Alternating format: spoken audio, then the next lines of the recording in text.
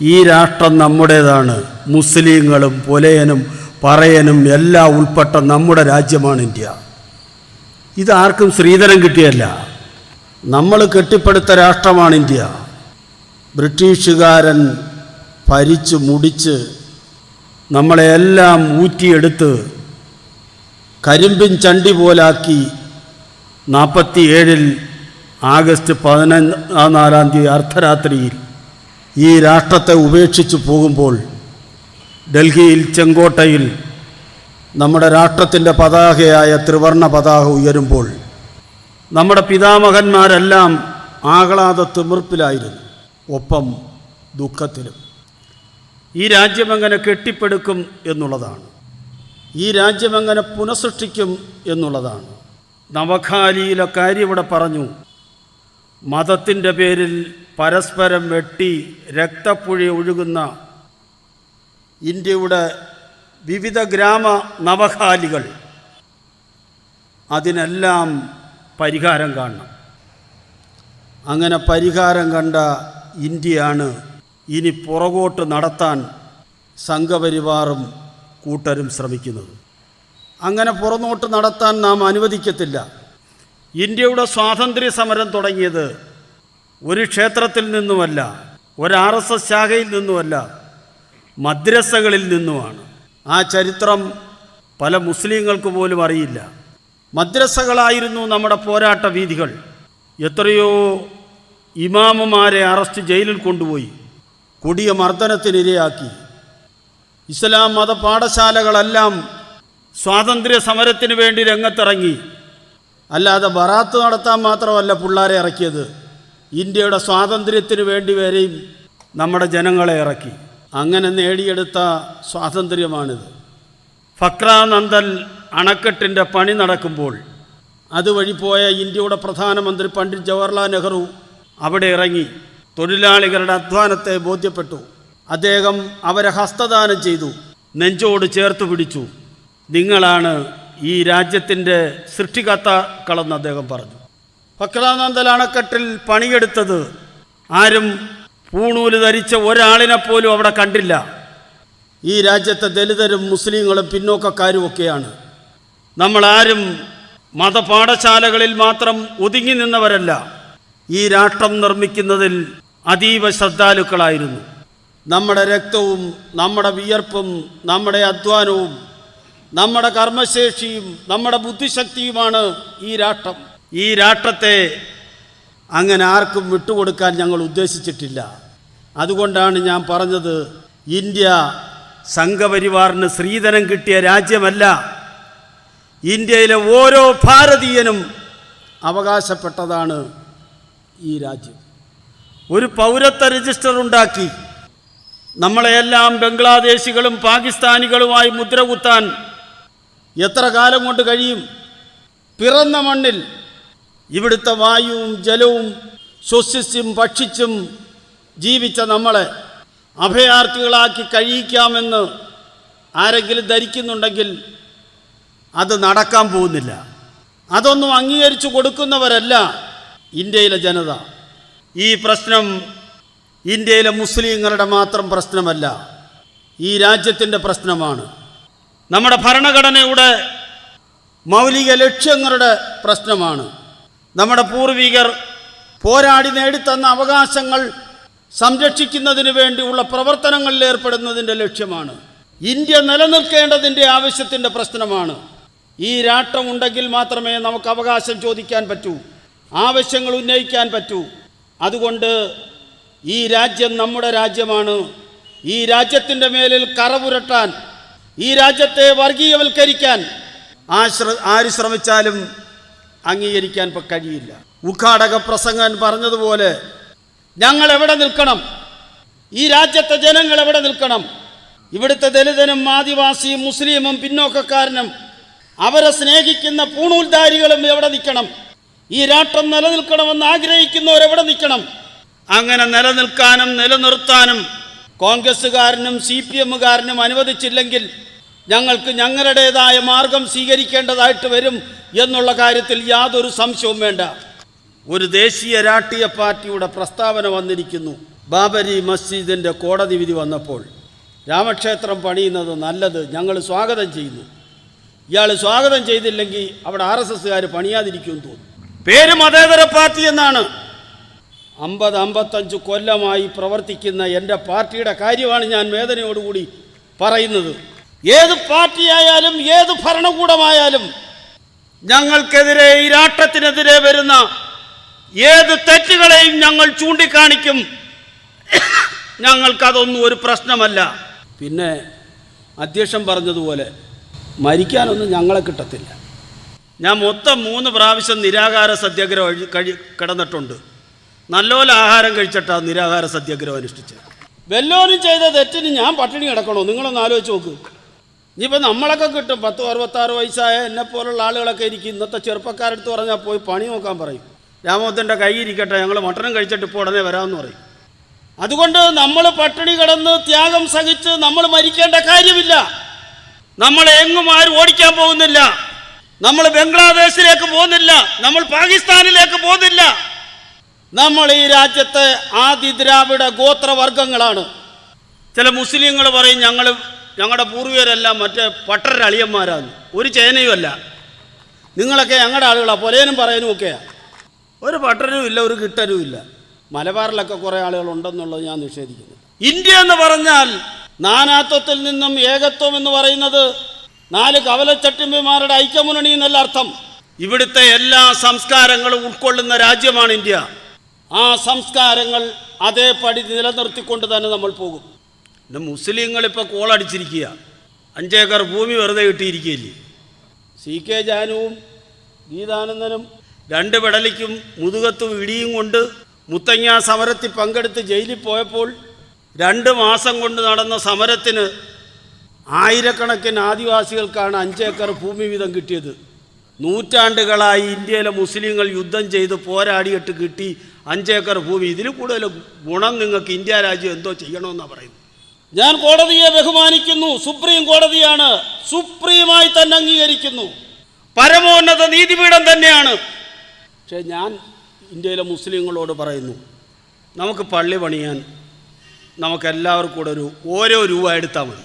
എത്ര ഏക്കർ സ്ഥലം കിട്ടും ഇന്ത്യയിലെ മുസ്ലിങ്ങൾ? നിങ്ങൾ ഓരോ രൂപ എടുത്ത്, ഞങ്ങൾ KDF 10 രൂപ തരാം. ബാബരി മസ്ജിദിൻ്റെ വിധി വരുന്നതിൻ്റെ തലേ ദിവസം എന്തൊരുക്കങ്ങളാണ് ഇന്ത്യ രാജ്യത്ത്. ഇന്ത്യയിലെ മുസ്ലിങ്ങളെക്കുറിച്ച് ധരിച്ചു വച്ചിരിക്കുന്ന അതാണ്.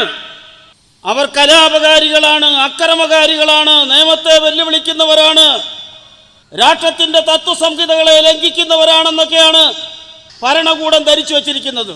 അല്ല, ഏതൊരു രാജ്യത്തെയും ബഹുമാനിക്കാനും ആ രാജ്യത്തിൻ്റെ മണ്ണിനോടും കുലത്തോടും നീതി പുലർത്താനുമാണ് ഇസ്ലാം അവരെ പഠിപ്പിക്കുന്നത്. ഇസ്ലാമിനോളം ഔന്നത്യമുള്ള സോഷ്യലിസ്റ്റ് കാഴ്ചപ്പാടുള്ള ഒരു മതവും ഇന്ത്യ രാജ്യത്തില്ല. അപ്പോൾ നിങ്ങൾ ചോദിക്കും, എങ്കിൽ പിന്നെ രാമോദരൻ എന്തിനായി ഹിന്ദു ആണെന്നും പറഞ്ഞ് നടക്കുന്ന അങ്ങ് ഇസ്ലാമായാൽ 10-66 വയസ്സുണ്ടായി പൊന്നാനിയിൽ വല്ല യോഗത്തിനും പോകുകയല്ലാതെ മറ്റു മാർഗമൊന്നുമില്ല. പേരല്ല ഒരാളിനെ ഇസ്ലാമായി തിരിക്കുന്നത്. എത്രയോ മുസ്ലിം നാമധാരികളായ ആളുകൾ ഇസ്ലാം അല്ലാതെ ജീവിക്കുന്നുണ്ട്. ഞങ്ങളിതൊക്കെ വായിക്കുകയും പഠിക്കുകയും ചെയ്യുന്നവരാണ്. അതുകൊണ്ടാണ് ബഹുമാനം. ഈ രാജ്യത്തിൻ്റെ മാറ്റമുണ്ടാക്കിയത്, ഈ രാജ്യത്ത് പരിവർത്തനമുണ്ടാക്കിയത് പാതിരിമാരുടെയും മുസ്ലിങ്ങളുടെയും വരവോടുകൂടിയാണ്. അല്ലെങ്കിൽ ഇവിടെ ഇന്നും അടിമ വ്യാപാരം നടന്നേനെ. എൻ്റെയും നിങ്ങളുടെയൊക്കെ വീട്ടിലുള്ളവരെ വരിഞ്ഞു കെട്ടി ശാസ്താംകോട്ടയിലും കമ്പോളത്തിലും എല്ലാം കൊണ്ടുവന്ന് വെച്ച് ലേലം ചെയ്ത് വിൽക്കുമായിരുന്നു. ഇതെല്ലാം അവസാനിപ്പിച്ചത് വിദേശ മതങ്ങൾ ഇന്ത്യയിൽ വന്നതുകൊണ്ടാണ്. പണ്ട് സമൂഹത്തിൽ താഴ്ത്തപ്പെട്ട ജാതിക്കാരന് അവൻ്റെ കഴുത്തിൽ, അവൻ പൊതുവഴി കൂടി നടക്കുമ്പോൾ അവൻ്റെ കഴുത്തിൽ ഒരു പാട്ടയോ കലവോ എന്തെങ്കിലും കെട്ടിത്തൂക്കണം, അവൻ്റെ തുപ്പൽ മണ്ണിൽ വീഴാതിരിക്കാൻ.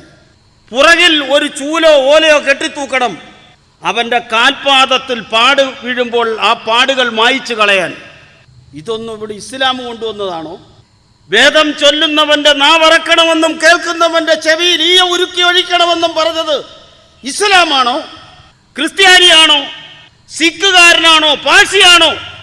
ഇതെല്ലാം ഇവിടെ തകർത്തടിഞ്ഞത് ഈ അധർമ്മങ്ങളെയും ഈ അന്യായങ്ങളെയും ഈ ജാതി വിവേചനത്തെ, ഈ തെറ്റായ നീക്കങ്ങളെ എല്ലാം അരിഞ്ഞു വീഴ്ത്തിയത് ഇസ്ലാമിൻ്റെ വരവോടുകൂടിയാണ്, ക്രിസ്ത്യാനികളുടെ വരവോടുകൂടിയാണ്. അതല്ലെങ്കിൽ ഇന്ത്യ ഇന്നും ഭ്രാന്താലയമായി നിന്നേരം. ഒരു പുതുയുഗ പിറവി ഈ രാജ്യത്തുണ്ടായത്, ഈ രാഷ്ട്രത്തിനൊരു നേർക്കാഴ്ചപ്പാടുണ്ടായത് അതുകൊണ്ടാണ്. അത് സഹിക്കാത്തവരുണ്ട്. പഴയ പാരമ്പര്യവും തിണ്ണന്യായവും പ്രാമാണിത്വവും പഴയ മേൽക്കോയ്മയും നാലുകെട്ടിൻ്റെ മുമ്പത്ത് ചാരുകസേരയിൽ ഇരുന്ന് ആജ്ഞാപിച്ച് സാധുക്കളെ കൊണ്ട് പകലന്തിയോളം പണിയെടുപ്പിച്ച് ഒരു ജോലിയും ചെയ്യാതെ 24 മണിക്കൂറും നിഷ്ഠാന്ത ഭക്ഷണവും കഴിച്ച് വ്യഭചരിച്ച് നടന്ന ഒരു സമൂഹമുണ്ടായിരുന്നു, ഒരു ന്യൂനപക്ഷ വിഭാഗമുണ്ടായിരുന്നു. അവരാണ് ഈ രാജ്യത്ത് വീണ്ടും ഇന്ത്യയെ തിരിച്ചു കൊണ്ടുപോകാൻ ശ്രമിക്കുന്നത്. അത് ഇനി കേരളത്തിൽ നടക്കില്ല, ഇന്ത്യയിൽ നടക്കില്ല. അതിനാണ് നവോത്ഥാന മൂല്യ സംരക്ഷണ സമിതി ഉൾപ്പെടെയുള്ള പ്രസ്ഥാനങ്ങൾ മുന്നോട്ട് വന്നത്. മാറ്റത്തിനു വേണ്ടിയാണ് നാം നിൽക്കുന്നത്. ഞാനൊരു സുദീർഘമായ പ്രസംഗം ഇനി നടത്തുന്നില്ല.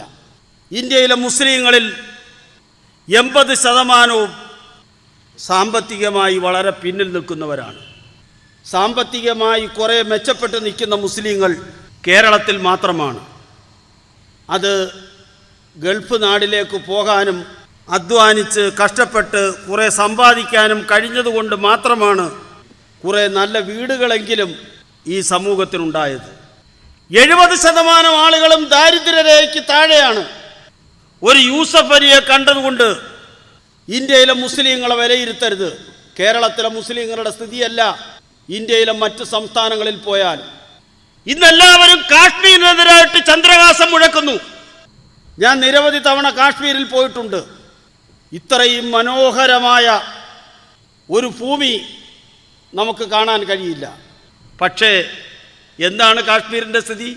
അവിടെ എല്ലാം ഷേഖ് അബ്ദുള്ളമാരും ഫറൂഖ് അബ്ദുള്ളമാരുമല്ല, കോട്ടും ടൈയും കെട്ടി നിൽക്കുന്നവരല്ല, രാജകുടുംബത്തിൽ ജനിച്ചവരല്ല. മഹാഭൂരിപക്ഷം വരുന്നവരും പട്ടിണി പാവങ്ങളാണ്. പ്രത്യേകിച്ച് ഒരു വർഷത്തിൽ 6 മാസം പഞ്ഞമാസമാണ്, മഞ്ഞ് വീഴുന്ന കാലം. ആ മഞ്ഞ് വീഴുന്ന ഘട്ടത്തിൽ വേനൽക്കാലത്ത്, മഞ്ഞില്ലാത്ത കാലത്ത്, വേനൽക്കാലത്തല്ല മഞ്ഞില്ലാത്ത കാലത്ത് എല്ലാ ഭക്ഷണ സാധനങ്ങളും ശേഖരിച്ച് വയ്ക്കണം. മുളക് ഉണക്കി വയ്ക്കണം, വെണ്ടയ്ക്ക ഉണക്കി വയ്ക്കണം, മത്സ്യവും മാംസവും എല്ലാം ഉണക്കി വയ്ക്കണം.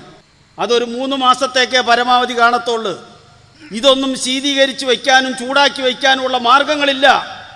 എല്ലാവരും കമ്പിളിയല്ല ധരിക്കുന്നത്, നമ്മളിവിടെ ഉപേക്ഷിക്കുന്ന ചാക്ക് പോലത്തെ പോലെ ധരിക്കുന്നവരുണ്ട്.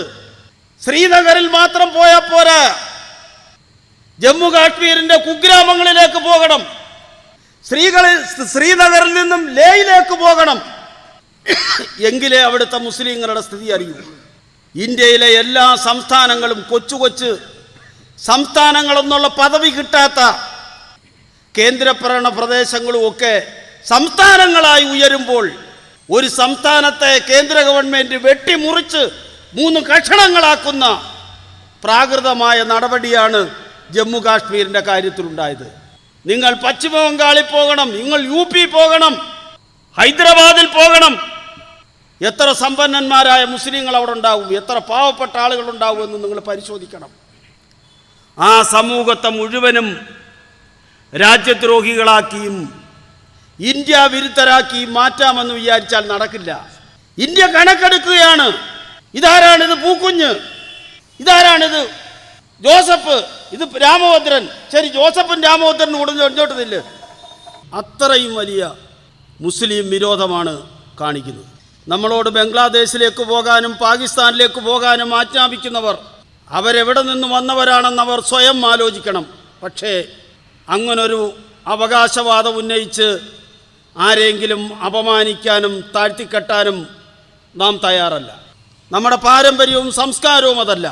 ഇന്ത്യയെ എല്ലാം ഹൈന്ദവൽക്കരിക്കാനല്ല ശ്രമിക്കുന്നത്, സവർണവൽക്കരിക്കാനാണ് ശ്രമിക്കുന്നത്. നിങ്ങൾ ദയവ് ചെയ്ത് ഹൈന്ദവൽക്കരണം എന്ന വാക്ക് ഉപയോഗിക്കരുത്. ഈ ഹിന്ദു, എൻ്റെ പേരിൻ്റെ കൂടെ P. രാമഭദ്രൻ ഹിന്ദു പുലയ എന്നാണ് സർട്ടിഫിക്കറ്റ്. ഞാനും ഹിന്ദുവാണ്. ഇന്ത്യയിലെ 80% വരുന്ന ജനങ്ങൾ അങ്ങനെ ഹിന്ദുക്കളാണ്. പക്ഷേ ഈ ഹൈന്ദവൽക്കരണത്തിൻ്റെ ഈ സവർണവൽക്കരണത്തിൻ്റെ പിന്നിൽ 15% ആൾക്കാർ പോലുമില്ല. മഹാഭൂരിപക്ഷം വരുന്ന നമ്മൾ പല തട്ടിലാണ്. ആ സ്ഥിതിവിശേഷത്തിന് മാറ്റമുണ്ടാക്കാൻ കഴിയുമോ എന്നുള്ളതാണ് നമ്മളുടെ മുമ്പിലുള്ള പ്രശ്നം. ഇവിടെ ഹിന്ദുത്വമല്ല നടത്തുന്നത്, ഫാസിസമാണ് നടത്തുന്നത്, സവർണവൽക്കരണമാണ് നടത്തുന്നത്. അംബേദ്കറെ ഹിന്ദുവാക്കാൻ ശ്രമിക്കുന്നു. എനിക്ക് ഹിന്ദുമതം വേണ്ട, ഹിന്ദുമതം നശിച്ചാലേ ഇന്ത്യ രക്ഷപ്പെടൂ എന്ന് കരുതി പറഞ്ഞ് ബുദ്ധമതം സ്വീകരിച്ച മഹാനാണ് ഡോക്ടർ BR അംബേദ്കർ. അദ്ദേഹത്തെയും ഹിന്ദുവാക്കുന്നു.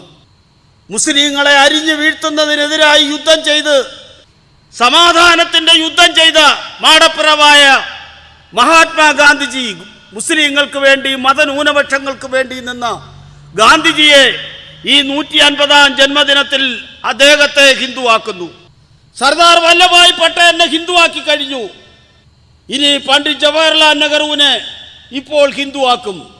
ഞാൻ മരിച്ച് ഒരു 10-25 കൊല്ലം കഴിഞ്ഞാൽ സംഘപരിവാറുകാരുണ്ടെങ്കിൽ പറയും, മയ്യത്തിങ്കര വന്ന് രാമഭദ്രൻ ഹിന്ദു സമ്മേളനത്തിൽ പങ്കെടുത്തെന്ന് വേണമെങ്കിൽ ചരിത്രം എഴുതും. അതാണ് സ്ഥിതി. അതുകൊണ്ട് ഇതൊന്നും കണ്ട് നമ്മൾ ഹാലളക്കേണ്ട കാര്യമില്ല.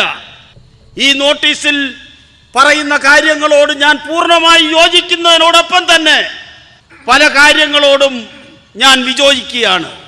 ഒന്ന്, ഇതിനകത്ത് പറയുന്ന ഒരു കാര്യം എന്താണ് പരിഹാരമാർഗം? ഒന്ന്, പരിശുദ്ധ ഖുർആനെ മുറുകെ പിടിക്കുക. എനിക്കതിനോട് എതിർപ്പില്ല. ലോകം കണ്ട ഏറ്റവും വലിയ മഹത്തായ പ്രത്യയശാസ്ത്രങ്ങളൊന്നാണ് പരിശുദ്ധ ഖുർആൻ. അത് മുറുകെ പിടിക്കട്ടെ. പക്ഷേ മുസ്ലിങ്ങളുടെ മാത്രം ഐക്യം കൊണ്ട് ഈ രാജ്യത്ത് മാറ്റമുണ്ടാക്കാൻ കഴിയില്ല. നിങ്ങൾ ഇതിൽ പറഞ്ഞിട്ടുണ്ട് സമാന ചിന്താഗതിക്കാരെന്ന് പറയുന്നത്.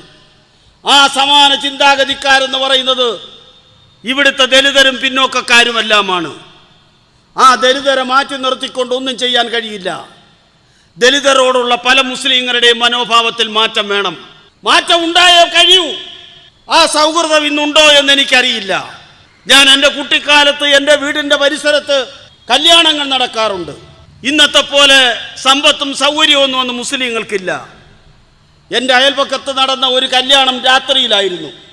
പെട്രോൾ മാശും പിടിച്ച് വരനെ കൊണ്ടുവരുന്നു. ആ വരം വന്ന് വീട്ടിലേക്ക് കയറി. അവിടെ രാത്രിയിൽ ഭക്ഷണമുണ്ടായിരുന്നു. ഞങ്ങൾ 3 പേർ ഒന്നിച്ചിരുന്നാണ് ഭക്ഷണം കഴിക്കുന്നത്. പക്ഷേ 3 പേർക്ക് കൂടി ഒരു കഷണം ഇറച്ചിയേ ഉള്ളൂ. കയ്യൂക്കുള്ള റഹീം ആ ഇറച്ചി അങ്ങെടുത്ത്, അശക്തനായ മജീദും ഞാനും നോക്കിയിരുന്നു. പക്ഷേ അവിടെ സൗഹൃദത്തിൻ്റെ ഒരു ബന്ധമുണ്ടായിരുന്നു. അവിടെ പുലയൻ മുസ്ലിം എന്നുള്ള വ്യത്യാസമില്ലായിരുന്നു.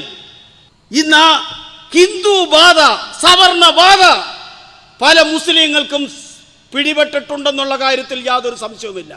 അതെന്ന് ആ മാറാലെ എന്ന് മുസ്ലിങ്ങളുടെ ശരീരത്തു നിന്നും എടുത്തു മാറ്റുന്നു, അന്ന് മാത്രമേ ഒരു സമ്പൂർണ്ണ മുസ്ലിം ആകാൻ നിങ്ങൾക്ക് കഴിയൂ. ഒരു ദലിതനോട് മോശമായി പെരുമാറാൻ ഒരു യഥാർത്ഥ ഇസ്ലാമിന് കഴിയില്ല എന്നുള്ള യാഥാർത്ഥ്യം നാം മനസ്സിലാക്കണം. അതുകൊണ്ട് നമ്മൾ കൂടുതൽ സൗഹൃദപ്പെടണം. മുസ്ലിങ്ങളും ദലിതരും മറ്റ് പിന്നോക്കക്കാരുമെല്ലാം ഒന്നിച്ചിരിക്കണം. നമ്മൾ നിൽക്കുന്നത് പ്രതികാരം ചെയ്യാനല്ല, ആരെയും അഴിഞ്ഞു വീഴ്ത്താനല്ല. പണ്ട് ദലിതരെ ചാട്ടവാറിനടിച്ചതിൻ്റെ പേരിൽ, പണ്ട് ദലിതരെ വഴി നടക്കാൻ അനുവദിക്കാത്തതിൻ്റെ പേരിൽ, പണ്ട് ദലിതർക്ക് ക്ഷേത്രപ്രവേശനം നിഷേധിച്ചതിൻ്റെ പേരിൽ, പണ്ട് ദലിതരെ വിദ്യാഭ്യസിക്കാൻ അനുവദിക്കാത്തതിൻ്റെ പേരിൽ പ്രതികാരം ചെയ്യാൻ ഞങ്ങൾ തയ്യാറായാൽ ഞങ്ങളോട് ഈ ക്രൂരത ചെയ്ത ആരും ഈ ഭൂമുഖത്ത് കാണത്തില്ല ഞങ്ങളുടെ ഇന്നത്തെ ശക്തി കൊണ്ട് എന്ന് ഉത്തമ ബോധ്യം എനിക്കുണ്ട്. പക്ഷേ ഞങ്ങളതിന് തയ്യാറല്ല. നമ്മൾ ആരും അതിന് തയ്യാറല്ല. നമ്മൾ അതല്ല പഠിച്ചത്. അതല്ല ആദി ദ്രാവിഡ സംസ്കാരം. അതല്ല ഇസ്ലാമിൻ്റെ സഹിഷ്ണുത. ഇസ്ലാമിന് യുദ്ധം ചെയ്യാൻ മാത്രമല്ല അറിയാവുന്നത്. ഇസ്ലാം സഹിഷ്ണുതയുടെ മതമാണ്, സാഹോദര്യത്തിൻ്റെ മതമാണ്, യാതൊരു സംശയവുമില്ല. ഇവിടെ ഉദ്ഘാടകൻ പ്രസംഗം പറഞ്ഞു, നമ്മുടെ യൂസഫ് അലി കേച്ചേരിയെ കുറിച്ച്. ഈ കേരളത്തിലെ ഏറ്റവും നല്ല മഹത്തായ ശ്രീകൃഷ്ണ ഗാഥ എഴുതിയ യേശുദാസ് പാടിയ, യേശുദാസ് ആണെന്ന് തോന്നുന്നു, കൃഷ്ണകൃപാ സാഗരം എന്നുള്ള ആ പാട്ട് എത്ര ഇമ്പമാർന്ന ലക്ഷോപലക്ഷം കൃഷ്ണഭക്തരെ ഗുരുവായൂർ നടയിലേക്ക് എത്തിച്ചത് യൂസഫ് അലിയുടെ ആ വരികളാണ്. അതേ യൂസഫ് അലി തന്നെയാണ് എഴുതിയത്. റസൂലേ നിൻ കനിവാലേ. റസൂലിനെ കുറിച്ച് പുതിയ തലമുറ ഇത്രത്തോളം ആകർഷിച്ചിട്ടുള്ള ഒരു പാട്ട് ഞാൻ കേട്ടിട്ടില്ല. അത് യൂസഫ് അലി എഴുതിയതാണ്. ഈ രാജ്യത്തിൻ്റെ മതേതരത്വത്തിന്, സഹിഷ്ണുതയ്ക്ക്, മതസൗഹാർദ്ദത്തിന്, സൗഹൃദത്തിന് കേടുകേട്ട മഹാന്മാരുള്ള ഒരു സമുദായമാണ് ഇസ്ലാം. ആ ഇസ്ലാമിനെ തകർക്കാൻ നമ്മൾ ആരും നിൽക്കത്തില്ല. അതുകൊണ്ട് ഇത് മുസ്ലിം സമുദായത്തിൻ്റെ മാത്രം പ്രശ്നമല്ല, ഭാരതത്തിൻ്റെ പ്രശ്നമാണ്. ഒരു സ്വാതന്ത്ര്യ സമര സേനാനിയുടെ മകൻ എന്ന നിലയിൽ ഞാൻ പറയുന്നു, നമ്മളെ സംബന്ധിച്ചിടത്തോളം പരമമായ ലക്ഷ്യം സ്വാതന്ത്ര്യമാണ്. അന്തസ്സോടുകൂടി ജീവിക്കുക എന്നുള്ളതാണ്. മനുഷ്യാവകാശ പ്രഖ്യാപനം 1948 ഡിസംബർ 10 ഐക്യരാഷ്ട്രസഭ പ്രഖ്യാപിച്ചത് അന്തസ്സോട് ജീവിക്കുക എന്നുള്ളതാണ്. ആ അന്തസ്സോടുകൂടി ജീവിക്കാൻ ചിലപ്പോൾ തീയതി വ്യത്യാസം കണ്ടു കാണും, അവിടെ 1-2 ചെറുപ്പക്കാരിന്ന് ചിരിക്കുന്നു. അപ്പം ആ അന്തസ്സോട് ജീവിക്കാൻ വേണ്ടി നമുക്കെല്ലാവർക്കും ഒറ്റക്കെട്ടായി നിൽക്കണം. ആ അന്തസ്സോടുകൂടി ജീവിക്കുക എന്നുള്ളത് നമ്മളുടെ എല്ലാം കാര്യമായിരിക്കണം. ഒരു കൊലക്കേസ് പ്രതിയായ സന്യാസി ജയിലിൽ കിടന്നപ്പോൾ അദ്ദേഹത്തിന് പാവയ്ക്ക വേണോ, വെണ്ടയ്ക്ക വേണോ, വഴുതനങ്ങ വേണോ, ചീര വേണോ, മുളക് വേണോ, അത് പാണ്ടിമുളക് വേണോ, കേരള മുളക് വേണോ, കോടതി തീരുമാനിച്ച് ഭക്ഷണം കൊടുത്തു. അടുത്ത കാലത്ത് ഒരു കേന്ദ്രമന്ത്രി ജയിലിൽ പോയി. അദ്ദേഹത്തിന് പ്രത്യേക ഭക്ഷണവും സൂപ്പും ചേനയും കാച്ചിലും ഒക്കെ വേണമെന്ന് പറഞ്ഞു. അദ്ദേഹത്തിനും കൊടുത്തു. പക്ഷേ നമ്മളൊന്ന് ഓർക്കണം, നമ്മുടെ നാട്ടുകാരനായ അബ്ദുൽ നാസർ മദനി അദ്ദേഹം എന്ത് തെറ്റാണ് ചെയ്തത്? അദ്ദേഹത്തെ നിങ്ങൾ രാജ്യദ്രോഹികളെന്ന് വിളിക്കൂ. നിങ്ങളെല്ലാവരും ഒന്നിച്ചു വിളിച്ചാലും പി രാമഭദ്രൻ പറയും അബ്ദുൽ നാസർ മദനി രാജ്യദ്രോഹി അല്ല എന്ന്. അദ്ദേഹത്തിന് നീതി വേണ്ടേ? സംരക്ഷണം വേണ്ടേ? മനുഷ്യാവകാശം വേണ്ടേ? ബലാസംഘക്കാരനെയും അമ്മയെ കൊന്നവനെയും ജോളിയോ കോളിയോ ഇതിടെ ഒരുത്തി പിടിച്ചോണ്ട് പോയല്ലോ, എന്തോടെ പേര്? കോളി. അവക്ക് വരെ മനുഷ്യാവകാശം വേണമെന്ന് വാദിക്കുന്ന വക്കീലന്മാർ ഉള്ള രാജ്യത്ത് അബ്ദുൽ നാസർ മദനിക്ക് മനുഷ്യാവകാശം വേണ്ട. എന്താണ് അദ്ദേഹം ചെയ്ത തെറ്റ്? ഈ രാജ്യത്ത് നിലവിലിരുന്ന വ്യവസ്ഥിതിക്കെതിരെ ഒരു പുതിയ രാഷ്ട്രീയ പാർട്ടി ഉണ്ടാക്കി പ്രതിരോധിച്ചു. ഇവിടെ ഇരിക്കുന്ന പ്രിയപ്പെട്ട ഉസ്താദുമാരെന്നോട് യോജിച്ചാലും വിയോജിച്ചാലും എനിക്ക് പ്രശ്നമില്ല. ഞാൻ ഉൾപ്പെടെയുള്ള കേരളക്കരയിലെ ഹിന്ദു ജനങ്ങളെ പരിശുദ്ധ ഖുർആൻ എന്താണെന്ന്, പരിശുദ്ധ ഖുർആനെ ജനകീയമാക്കിയ ഉസ്താദായിരുന്നു അബ്ദുൽ നാസർ മദനി. ആ മനുഷ്യനെ ഇങ്ങനെ ഇട്ട് കൈകാര്യം ചെയ്യുന്നത് ശരിയാണോ നാം ആലോചിക്കണം. ആരുടെയും നൂതന വികാരവും വർഗീയ വികാരവും ആളി കത്തിക്കാനല്ല ഞാനിത് പറയുന്നത്. ആരെയും കത്തുകയും വേണ്ട. പക്ഷേ നമുക്കിവിടെ നീതി വേണം, സംരക്ഷണം വേണം, സഹായം വേണം, പരിരക്ഷ വേണം, നട്ടലുയർത്തി നിൽക്കാൻ കഴിയണം. ഈ രാജ്യം എൻ്റേതു കൂടിയാണെന്നുള്ള തോന്നൽ ഓരോ ഭാരതീയനും ഉണ്ടാകണം. ഞാൻ ഇന്ന് 2 മീറ്റർ തുണി വേണം എനിക്കൊരു കതർ ഷർട്ടിന്. വെറും 80 സെന്റിമീറ്റർ മാത്രം ഒരു വസ്ത്രത്തിന്, ഒരു ഉടുപ്പിന് വേണ്ടി വരുന്ന കാലത്ത് കതർ ധരിക്കാൻ തുടങ്ങിയവനാണ് ഞാൻ. എൻ്റെ ദേശസ്നേഹമാണ് അതിൻ്റെ കാരണം. അല്ലാതെ DCC വൈസ് പ്രസിഡന്റ് ആയിട്ടിരുന്ന് കൈക്കൂലി വാങ്ങിക്കാൻ വേണ്ടിയായിരുന്നില്ല. ആ ദേശസ്നേഹം ഉയർത്തിപ്പിടിക്കാൻ ഓരോ ഭാരതീയനും കഴിയണം. അത് പുലയന് കഴിയണം, കുറവന് കഴിയണം, പറയന് കഴിയണം, മുസ്ലിമിന് കഴിയണം, ജമാഅത്ത് ഇസ്ലാമിക്ക് കഴിയണം, സുന്നിക്ക് കഴിയണം, എല്ലാവർക്കും കഴിയണം. ആ രീതിയിൽ നമുക്കെല്ലാവർക്കും ഒറ്റക്കെട്ടായി നിന്നുകൊണ്ട് മുമ്പോട്ട് പോകണം. മുജാഹിദിൻ്റെ കാര്യം എന്താണെന്ന് പറയാനെന്നാണോ ചോദിച്ചത്? അതുകൂടെ പറഞ്ഞേക്കുന്നു. ഞാൻ അത് വിട്ടൊന്നും വേണ്ട. എല്ലാം കൂടെ നമുക്കെല്ലാവർക്കും നീതി വേണം. മുസ്ലിം ജമാഅത്ത് ഫെഡറേഷനും ജമാഅത്ത് ഉലമയും കൂടുതൽ ശക്തിയോടുകൂടി, കൂടുതൽ ജനകീയമായി നമ്മുടെ അധ്യക്ഷനെ പോലെ, നമ്മുടെ ഉദ്ഘാടകനെ പോലെ മുമ്പോട്ട് വരണം. പഴയ പുരാണവും കഥയൊന്നും പറഞ്ഞ് നടന്നിട്ട് ഇപ്പോൾ കാര്യമില്ല. ഈ രാജ്യത്തെ പാവപ്പെട്ട മുസ്ലിങ്ങളുടെ, ചെറുപ്പക്കാരായ മുസ്ലിങ്ങളുടെ, രാജ്യസ്നേഹികളായ മുസ്ലിങ്ങളുടെ, ത്യാഗസന്നദ്ധരായ മുസ്ലിങ്ങളുടെ അവരുടെ വികാര തുടിപ്പുകൾ ഏറ്റെടുക്കാത്ത ഒരു പ്രസ്ഥാനത്തിനും, ഒരു മുസ്ലിം പ്രസ്ഥാനത്തിനും ഇന്ത്യൻ മണ്ണിൽ സ്ഥാനം ഉണ്ടാകത്തില്ല എന്ന് പ്രസ്ഥാനങ്ങൾ നയിക്കുന്നവർ മനസ്സിലാക്കണമെന്ന് കൂടി ഓർമ്മിപ്പിച്ചുകൊണ്ട് ഞാൻ എൻ്റെ പ്രസംഗം ഉപസംഹരിക്കട്ടെ. നിങ്ങൾക്ക് എൻ്റെ അഭിവാദ്യങ്ങൾ. ജയ് ഭാരത്, ജയ് ഇന്ത്യ.